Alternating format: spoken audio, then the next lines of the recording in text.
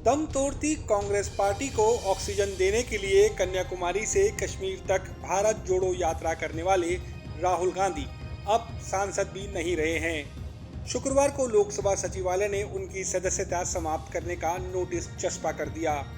राहुल गांधी पर यह कार्रवाई मानहानि मामले में सूरत कोर्ट द्वारा आए फैसले के बाद हुई है। गुरुवार को सूरत की सेशंस कोर्ट ने राहुल गांधी को मानहानि मामले में दोषी मानते हुए 2 साल की सजा सुनाई थी। इसके बाद शुक्रवार को नियमों के तहत उनकी संसद सदस्यता समाप्त कर दी गई।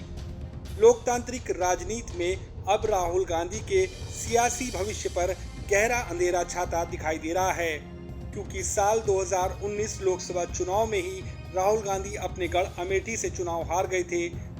लेकिन गनीमत रही कि उस साल राहुल गांधी ने 2 सीटों से पर्चा भरा था, इसलिए केरल की वयनाड सीट ने उन्हें संसद पहुंचा दिया। लेकिन अब तो राहुल गांधी इस सीट से भी हाथ धो बैठे हैं। ऐसे में 2024 में होने वाले लोकसभा चुनाव से पहले हुई ये कार्रवाई राहुल गांधी के राजनीतिक भविष्य पर सवाल जरूर खड़ा करती है।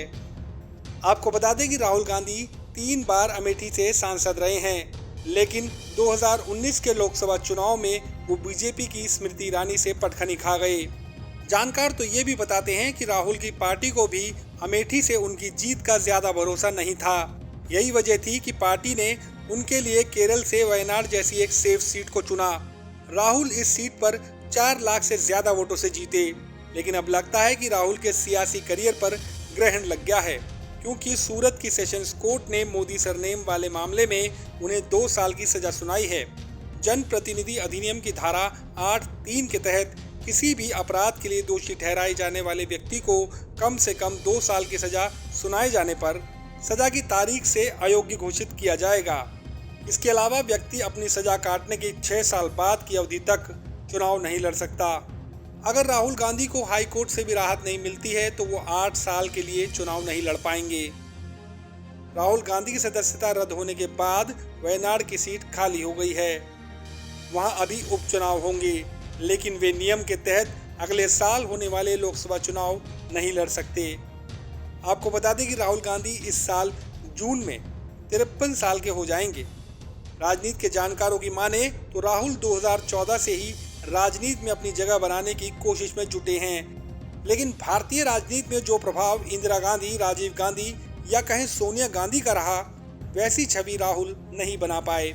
राहुल गांधी लगातार गुटबाजी से जूझ रही कांग्रेस की छवि सुधारने और परिवारवाद की छवि तोड़कर जनता का भरोसा जीतने की कोशिश में जुटे रहे, लेकिन कांग्रेस के लिए वो पहले जैसा माहौल बना पाने में कामयाब नहीं हो सके।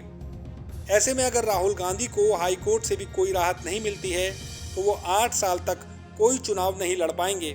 मतलब ये है कि 8 साल बाद जब वो दोबारा चुनाव लड़ने के योग्य होंगे तो उनकी उम्र होगी 60 साल। ऐसे में सवाल ये है कि भारत जोड़ो यात्रा जैसी देशव्यापी मुहिम चलाने के बाद भी राहुल गांधी अगर जनता का विश्वास नहीं जीत पाए तो क्या 8 साल तक राजनीति से बाहर रहने के बाद वो फिर से सियासत में अपने आप को साबित कर पाएंगे? Team news nation.